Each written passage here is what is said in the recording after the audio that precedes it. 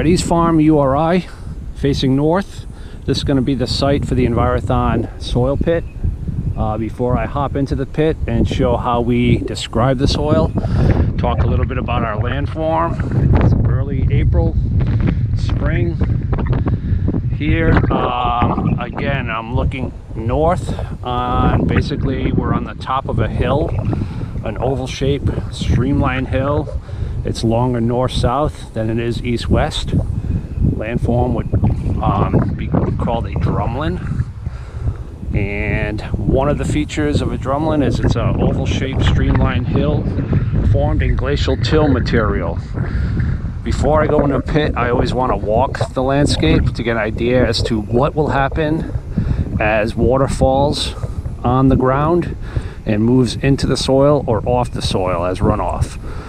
So glacial till, I know, tends to have a restrictive layer, very dense layer that does not allow water to move vertically through the soil, but rather gets perched up on that layer.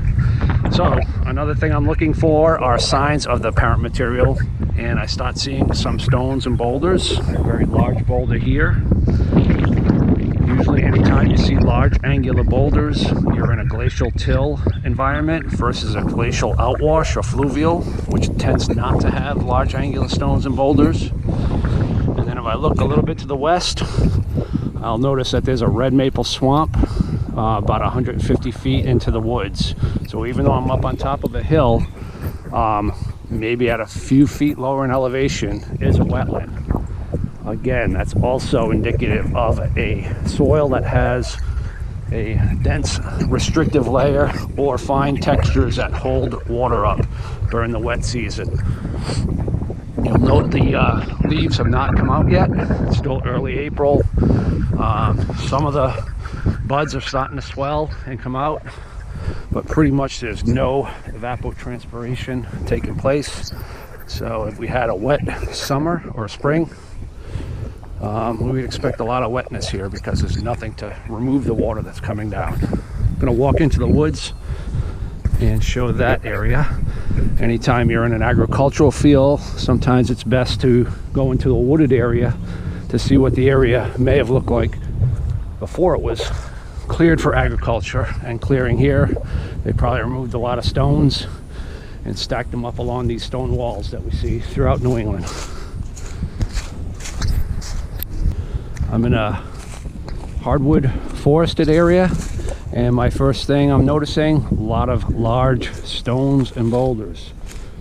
Again, these were also in that field that we were just in at the time it was cleared for ag, and they plucked or removed these stones so you could get a plow in.